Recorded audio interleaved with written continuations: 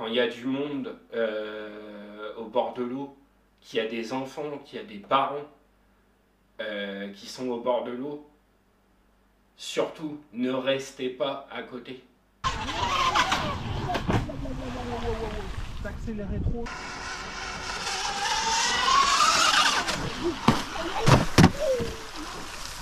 Aïe aïe aïe aïe aïe aïe aïe aïe aïe aïe.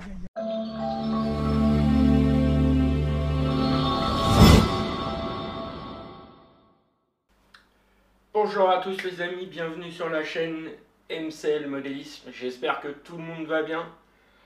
Donc je fais cette petite vidéo aujourd'hui suite à mon crash sur le TFL Zonda, juste pour faire un petit check-up de ce qui s'est passé et aussi de voir les dégâts. Et aussi pour vous expliquer pourquoi on renforce nos bateaux, pourquoi aujourd'hui le MIS-GECO a été renforcé, éventuellement ce que ça peut éviter.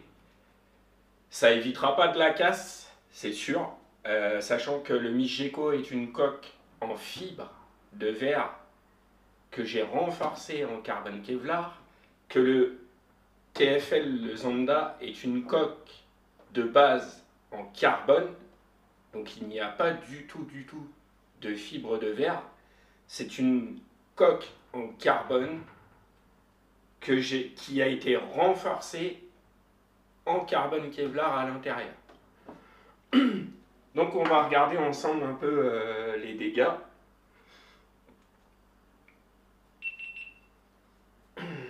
Donc voilà, donc là ça y était déjà suite à mon crash d'avant.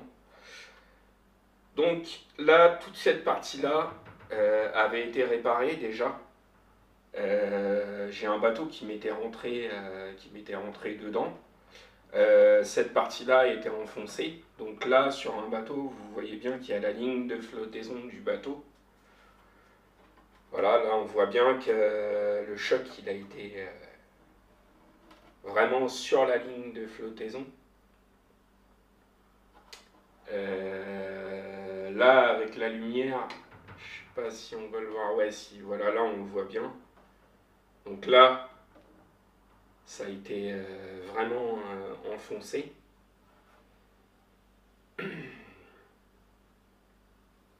On a bien vu sur la vidéo que le bateau avait fait un flip et en retombant, en fait, il n'est pas retombé à plat sur les patins ni sur le cul, il est retombé sur le flanc. Ce qui fait que ça a éjecté mon bateau dans le muret. Donc ouais, il y a du dégât. Sur le coup, ça fait mal au cœur. Maintenant, voilà, quand vous voyez ce qu'on est capable de faire sur le MIS-GECO, voilà, c'est un détail. Il y a certes du travail. Donc, je vais essayer avec la GoPro de vous montrer à l'intérieur. Donc, clairement, on voit bien que ça a bougé. Je pense que c'est là.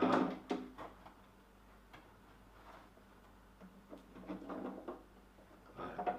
Ça a bien bougé. Donc là, il va falloir enlever le carbone, poncer et remettre une feuille de carbone à l'intérieur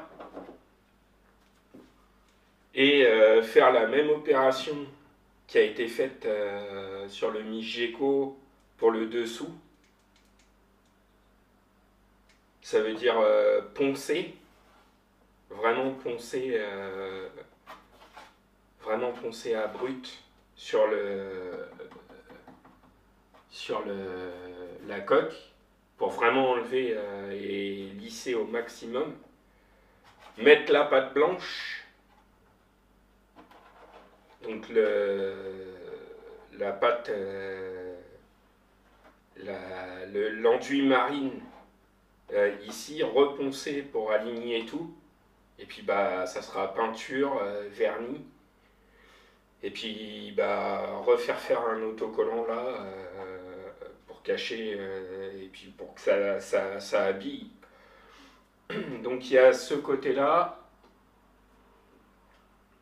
Là il y a eu un léger. Je pense que la coque a vraiment bougé quand même. Là on voit que voilà, c'est fissuré. Et donc pareil ici. Là on voit que c'est enfoncé. Hein. On voit bien que c'est enfoncé.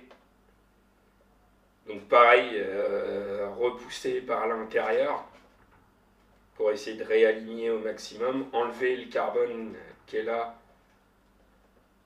pour remettre une feuille pour renforcer.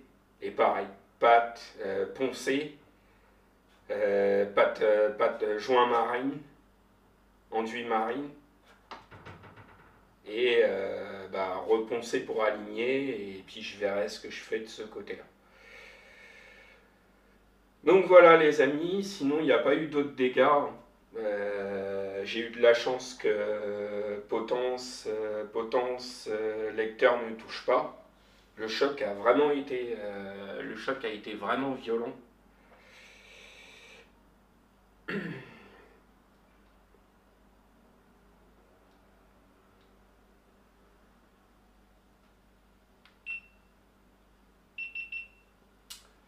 Donc les amis, voilà, un peu, sur le coup un peu déçu comme je disais, hein, mais c'est les aléas. Maintenant, quand vous achetez une coque, qu'elle est en fibre de verre, nous, peu importe la coque qu'on achète, voilà, nos bateaux, ils passent tous par le carbone Kevlar. La seule coque que j'ai pas renforcée, c'est le Impulse 32, parce que la coque d'origine, elle est vraiment dure. On sent qu'il y a de l'épaisseur quand vous appuyez sur la coque, il n'y a pas de souplesse.